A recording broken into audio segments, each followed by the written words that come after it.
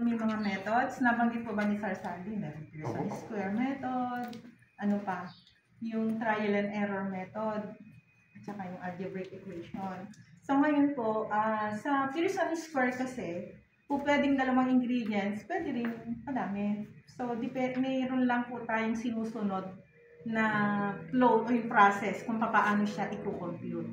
So ngayon po ay ang ginamit po natin ngayon is Pearson square method kapag may mga fixed ingredients na po tayong gagamitin pa. Sabihin, yung percentage niya meron naka-fix na. Ayan. And ngayon po ay magpi-prepare tayo ng 28% crude protein. Crude protein, CP. CP. Okay. Usually po ito, pagka 28%, mga anong month na po ibinibigay sa tilapia?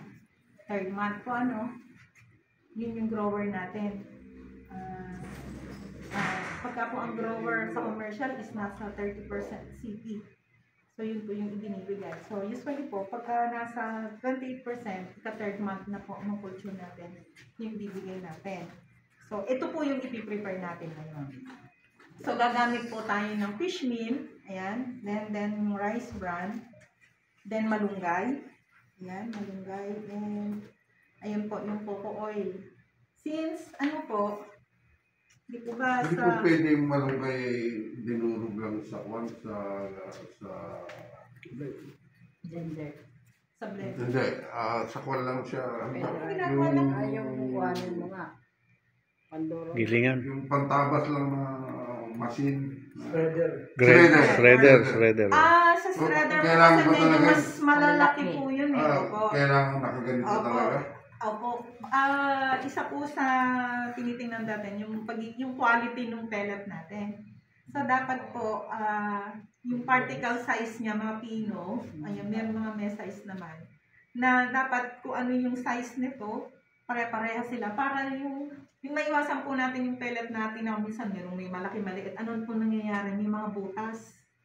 Hindi po siya smooth. Yun. So hangga't maaari po is natin. Masig natin. Mapino. So, kailangan parami ng pulverizer? Opo, may pulverizer. Ito po. Fabricated lang po ito ni Mr. Esteban sa Kabanatuan. Nagpagawa kami niya. Ito nung araw ay fabricated. 2003 pa yata ito. 80,000 na po noon. So ngayon po, marami po ngayon, commercial, ang nakikita lang sa Facebook. May pulverizer po na napakaganda, mura lang. Mga mura na lang po. Yun, katulad po yun yung pulverizer, yung pelletizer natin na yun, nasa 30 plus na lang yun Samantalang po, yung 1 horsepower po namin na ganito, na nasira na, nasa 80 mil na po noon pa. Sa bidding, sa Binondo kayo bibili, mas mura. Mas maganda po yan. Depende po yung presyo niyan sa capacity niya, kung ilang napuproduce niya per hour. Kung ilang kilo. So, marami po tayong mga considerations din kasi pagdating sa pigs. Siyempre, yung quality ng pellet natin. So, bago ma-pulverize to, i-dry mo na? I-dry po. Ang ginagawa na po namin ngayon, kasi wala man tayong mechanical, nagsasandrying na po kami.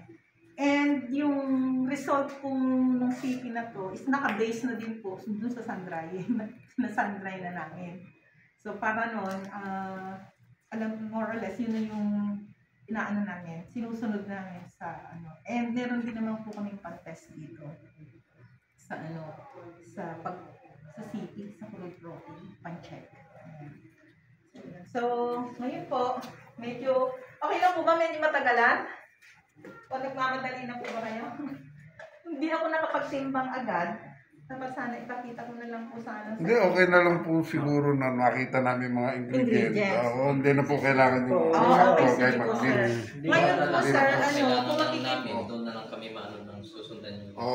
Tapos marami naman po sa YouTube o sa at least nakita namin na yung actual. Ayan, ganyan lang. So, ayun po yung tsura nung na-pellet namin. Meron kami din na yung napangyayari sa mga. Ang bigay mo, parang